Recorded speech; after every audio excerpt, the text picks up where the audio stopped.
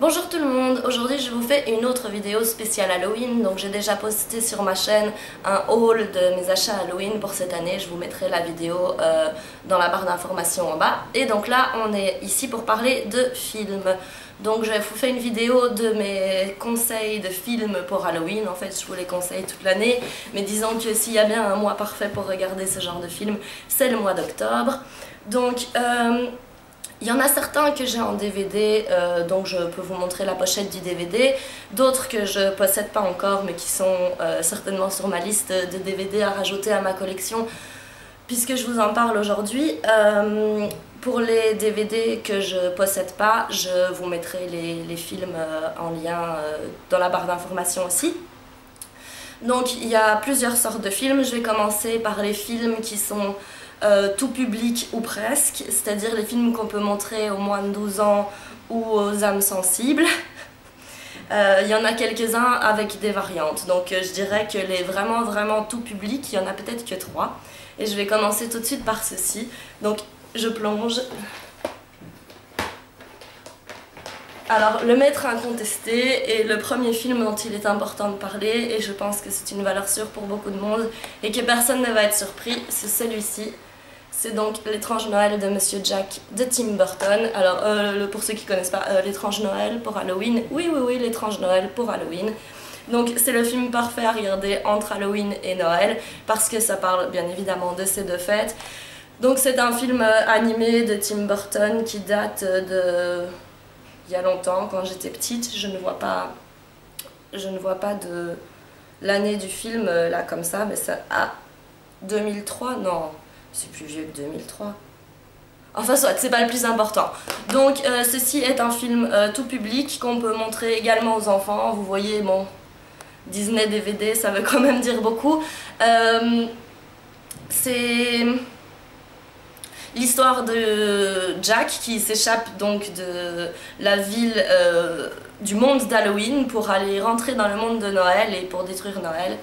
Soit, je vous en dis pas trop. Si vous voulez, je peux vous lire le résumé pour les films que j'ai. Donc, découvrez l'imaginaire de Tim Burton, un monde étrange peuplé de créatures insolites et immondes. Jack Skellington, le roi des citrouilles, est le grand ordonnateur des festivités dans la ville d'Halloween. Fatigué, il décide de partir. C'est alors qu'il découvre par hasard la ville de Noël qui rayonne de joie et de liesse. Il entre chez lui avec la ferme intention de contrôler la fête de Noël et de kidnapper le Père Noël et de faire kidnapper le Père Noël par 3 garnements. Toute la ville d'Halloween se met alors au travail pour fabriquer des cadeaux aussi horribles que terrifiants. La nuit de Noël, Jack part offrir aux enfants ses macabres cadeaux. Panique sur la ville. Donc voilà, ce film est vraiment génial, n'hésitez pas, toute la famille, les petits et les grands. Le deuxième film, c'est également un Tim Burton. Vous allez me dire, je pourrais tous les citer, mais c'est pas le cas. J'en ai choisi 2 bien en particulier, qui sont donc 2 que j'affectionne particulièrement. Le second, c'est celui-ci, c'est Frankenweenie, donc c'est également un Disney. C'est... Après la mort soudaine de Sparky, son chien adoré, le jeune Victor fait appel au pouvoir de la science afin de ramener à la vie celui qui était aussi son meilleur ami. Il lui apporte au passage quelques modifications de son cru. Victor va tenter de cacher la créature qu'il a fabriquée, mais lorsque Sparky s'échappe, ses copains de classe, ses professeurs et la ville tout entière vont apprendre que vouloir mettre la vie en laisse peut avoir quelques monstrueuses conséquences. Donc c'est évidemment inspiré de Frankenstein, il n'y a pas de doute là-dessus. C'est également tout public, à voir avec des enfants, toute la famille, tout le monde peut voir ce film. Il est mis 6 ans, bon, évidemment les plus grandes âmes sensibles... mais je crois que de nos jours, les enfants sont plus tellement des âmes sensibles. Donc voilà, Frankenweenie, également une valeur sûre. Alors un autre film de Disney dont je ne possède malheureusement pas le DVD parce que j'arrive pas à le trouver, je devrais le commander sur internet plutôt que de continuer de le chercher dans les magasins, c'est Hocus Pocus. Donc pour Hocus Pocus, le résumé c'est Halloween 1993, pour gagner le cœur de sa bien-aimée, Max Dennison va par bravade allumer la bougie fatidique qui a le pouvoir de faire renaître les 3 sœurs Sanderson, Winifred, Sarah et Mary, les 3 plus célèbres sorcières de Salem. Alors pour les petits ça fait un tout petit peu peur, parce que bon ça a déjà pas mal vieilli, donc ils en ont vu, enfin honnêtement s'ils ont vu Harry Potter ils n'auront pas peur d'Hocus Pocus, mais moi quand j'étais petite j'avais pas encore vu des trucs comme ça. Donc j'avais un petit peu peur, c'est aussi à mourir de rire, surtout quand on vieillit. Enfin, les trois sorcières jouent super bien, ce film est génialement drôle. Vraiment je le conseille aussi pour toute la famille pour Halloween, il n'y a pas de doute, c'est vraiment génial. Alors ensuite on va passer dans des films qu'il ne faut pas montrer aux enfants mais qui peuvent tout à fait être vus par des gens qui sont vite effrayés par les films. C'est des films qui font pas vraiment très peur et qui flirtent entre le film d'horreur et la comédie ou le côté un peu plus teenage ou ce genre de choses. Donc le premier que j'ai à vous montrer c'est celui-ci, c'est Zombieland. Donc il est interdit aux moins de 16 ans, mais honnêtement, quand on voit que tous les films d'horreur sont interdits aux moins de 16 ans, même les pires, celui-ci pour moi c'est pas vraiment un film d'horreur au sens propre, c'est une comédie d'horreur avec des zombies. Donc pour les acteurs, il y a Woody Harrelson, Emma Stone, Jesse Eisenberg et Abigail Breslin. Il écrit dessus une comédie qui tue, c'est tout à fait ça. Donc parce qu'il a peur de tout, l'étudiant Columbus a survécu au fléau qui a transformé l'humanité en zombie mangeur de chair. Ne résistera-t-il à sa rencontre avec Tallahassee, le flingueur qui n'a peur de rien? Une comédie décalée qui a du mordant. Voilà, donc je conseille vraiment cette comédie, ça fait pas vraiment peur, c'est rigolo. Bon, il y a 2-3 trucs un petit peu gore. Si vous supportez pas la vue du sang, ne le regardez pas, mais alors ne regardez pas de films d'Halloween tout court, à part les premiers dont j'ai parlé. Donc ça fait pas peur, c'est drôle, c'est un peu gore, c'est marrant, c'est sympa. Un autre film dans le même genre aussi, une comédie plutôt zombie. Il s'agit de Shaun of the Dead de Edgar Wright avec Simon Pegg et Nick Frost. Donc c'est une comédie plutôt assez britannique, donc c'est l'humour britannique. Le résumé est un peu long, je vous en lis une petite partie. À presque 30 ans, Shaun ne fait pas grand chose de sa vie. Entre l'appart qu'il partage avec ses potes et le temps qu'il passe avec eux au pub, Liz, sa petite amie, n'a pas beaucoup de place. Elle voudrait que Shaun s'engage, ne supporte plus de le voir traîner. Excédée par ses vaines promesses et son incapacité à se consacrer un peu au couple, Liz décide de rompre. Shaun est décidé à tout réparer. Tant pis si les zombies déferlent sur Londres. Tant pis si la ville devient un véritable enfer, retranché dans son pub préféré, le temps est venu pour lui de montrer enfin de quoi il est capable. Donc ce film est tout simplement à mourir de rire. Pareil, ça fait pas peur du tout, sauf si on est extrêmement sensible. Il y a des moments où c'est un petit peu gore, dans le genre zombie et tout ça. Bon, ça fait même... Enfin, c'est même pas comparable avec Walking Dead, quoi. Walking Dead, ça fait peur comparé à ça. Donc voilà, juste si vous êtes sensible et que vous voulez pas voir des zombies, ne le regardez pas. Mais sinon c'est vraiment une bonne part de rigolade que je vous conseille sincèrement. Alors un autre film qui est selon moi tout public à partir de quoi, ne prenez pas ce que je dis pour acquis, hein, vérifiez toujours, mais je dirais qu'à partir de 14 ans il n'y a pas de problème. Enfin moi je le regardais à cet âge-là à l'époque. C'est donc Dangereuse Alliance, The Craft, avec Neve Campbell. Les sorcières d'Eastwick sont maintenant 3 jeunes filles appelées Nancy, Bonnie et Rochelle qui possèdent de mystérieux pouvoirs. Le trio cherche une 4e personne pour compléter le carré magique et cela réussira. La nouvelle venue, Sarah, semble être leur chaînon manquant. Ensemble, elles pourront enfin exercer leurs pouvoirs paranormaux, ce qui aura plus de conséquences que ce qu'elles n'avaient prévu. Voilà, c'est une valeur sûre d'Halloween, donc c'est 4 sorcières, c'est des lycéennes, donc ça a un petit côté teen movie. Je me souviens pas qu'il y ait quelque chose de gore, je me souviens pas qu'il y ait grand chose d'effrayant non plus, à part pour les petits. L'ambiance est très sympa, c'est vraiment magie noire, il y a un petit côté décalé, rigolo, et ça a peut-être un peu mal vieilli, mais selon moi c'est quand même toujours une valeur sûre et vraiment marrant à voir, donc je vous conseille Dangereuse Alliance également. Alors ensuite un autre film qui n'est pas vraiment associé à la période d'Halloween et qui ne fait... Enfin, si, qui est associé à la période d'Halloween mais qui n'est pas un film d'horreur ou ce genre de choses, c'est The Rocky Horror Picture Show. Un grand classique, donc avec Tim Curry, Susan Sarandon, Barry Bostwick.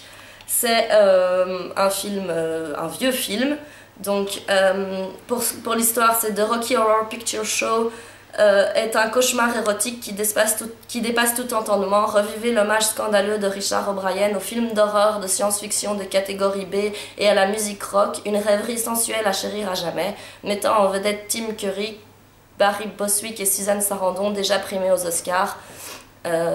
Voilà. Donc c'est une comédie, enfin j'allais dire c'est une comédie musicale, c'est un film d'horreur comédie musicale. Il n'y a rien de vraiment gore, mais c'est complètement décalé. Si vous n'êtes pas du genre à aimer les films qui partent dans tous les sens et complètement, complètement décalé, quoi, ne regardez pas ce film. Mais si vous êtes ouvert et que vous avez envie d'un bon délire et de voir donc un grand classique du genre, c'est un genre à lui tout seul ce film, je vous conseille vraiment de le voir. C'est vraiment un classique et c'est très sympa. Alors un film qui est beaucoup moins un classique, mais qui est encore selon moi dans la catégorie de films qui sont pas vraiment effrayants, même si peut-être un peu gore par certains moments, c'est celui-ci, c'est Jennifer's Body avec Megan Fox, Amanda Seyfried, et c'est un film de Diablo Cody qui avait fait donc Juno à l'époque. C'est la vengeance est un plat qu'elle mange chaud. Donc pour l'histoire, la superbe Jennifer et sa meilleure amie Needy sont lycéennes dans une petite ville des États-Unis. Jennifer, possédée par un démon affamé, se transforme en un monstre carnivore. Les garçons qui n'avaient aucune chance auprès de cette jeune fille sans cœur deviennent tout à coup de délicieux petits encas à ses yeux.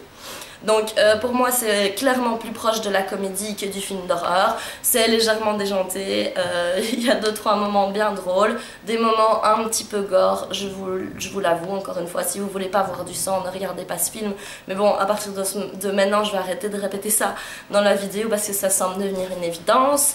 Donc voilà, c'est très très drôle, j'aime beaucoup Megan Fox même si c'est pas la plus grande actrice au monde, mais dans ce film elle est vraiment drôle. C'est bien décalé, je trouve que ça ressemble pas à d'autres films, il n'y a pas d'autres films qui ressemblent à celui-ci, donc je vous le conseille aussi pour Halloween. Voilà, si vous n'aimez pas les trucs trop violents. Alors pour continuer, je vais parler de 2 autres films qui... on va passer maintenant dans la catégorie des films d'horreur, donc vraiment film d'horreur, donc si vous n'aimez pas ça, voilà. Pareil, si vous êtes trop jeune pour les regarder ou si vous êtes des âmes sensibles, ne vous laissez pas tenter, je veux pas être responsable de vos cauchemars. Voilà, c'est dit, je vais arrêter de le répéter. Donc il y a 2 films du même réalisateur qui ne sont pas du tout des films gore. Je crois que justement on voit pas du tout de sang dans le film. C'est plus des films d'épouvante, effrayants par l'ambiance. Je vais vous dire tout de suite de quoi il s'agit. Il s'agit du Labyrinthe de Pan et de Mama, donc qui sont 2 films de Guillermo del Toro, qui est un réalisateur que j'aime vraiment beaucoup. Pour moi c'est un peu un mélange entre du Tim Burton pour film d'horreur. Donc le Labyrinthe de Pan ici, c'est pas un film qui fait peur non plus. Maintenant je le montrerai pas à des enfants parce que c'est quand même une métaphore de certaines choses un peu plus compliquées à aborder pour les enfants et il y a certaines créatures qui peuvent être un petit peu effrayantes. Cela dit, c'est le film, ces 2-ci sont les films parfaits pour les gens qui ont envie de voir des contes de fées d'horreur, qui n'ont pas envie non plus d'être traumatisés, de faire des cauchemars, de voir des images horribles. C'est vraiment une ambiance magique, horreur, je sais plus parler. Donc je vous lis le résumé. Espagne 1944, la fin de la guerre civile, Carmen vient de se remarier avec Vidal, un capitaine froid et autoritaire de l'armée de Franco. Elle va vivre chez son nouveau mari avec sa petite fille Ophélia, mais la jeune fille a des difficultés pour s'adapter à cette nouvelle vie. Elle cherche du soulagement dans le labyrinthe mystérieux qui se trouve juste à côté de leur nouvelle maison. Pan, le gardien du labyrinthe, lui raconte qu'elle est la princesse disparue du royaume magique. Pour découvrir la vérité, Ophélia doit accomplir 3 missions non sans danger. Voilà, parfait pour Halloween. Et Mama est bien plus effrayant que le Labyrinthe de Pan. Mais pareil, c'est pas un film sanglant, c'est pas un film gore du tout. C'est plus un film d'épouvante, d'ambiance, d'angoisse. Enfin, si vous n'êtes pas du tout réactif à ce genre de choses, c'est ça dans les films d'horreur en fait. Moi je suis à peu près réactive à tous les genres, j'aime beaucoup de genres de films d'horreur différents, mais certaines personnes n'aiment pas du tout les films gore, certaines personnes n'aiment pas du tout les films de fantômes, donc c'est pour ça que je précise un peu dans quelle catégorie ça se range. Donc celui-ci c'est avec Nicolas Coster-Waldau qui joue Jaime Lannister dans Game of Thrones, c'est avec Jessica Chastain, Et donc pour le résumer, ces deux petites filles disparaissent mystérieusement le jour où leurs parents ont été tués, lorsqu'elles sont retrouvées par leur oncle Lucas et sa petite amie Annabelle pour recommencer une nouvelle vie. Le couple se demande si elles sont les seules à s'inviter chez eux. Voilà, donc très sympa, moi j'ai beaucoup aimé ce film, j'étais comme ça, je l'ai trouvé vraiment génial. Il y a des anecdotes plutôt sympas à regarder dans une review plus approfondie du film sur comment ils ont traité Mama, hein, vous verrez de quoi je parle si vous avez vu le film.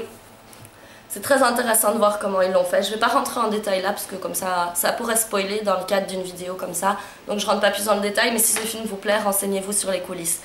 Donc je vous retrouve dans la prochaine vidéo, la partie numéro 2, pour continuer à parler de tout ça, avec cette fois les films d'horreur, donc un peu plus sérieux, un peu moins tout public. Voilà, je vous retrouve tout de suite.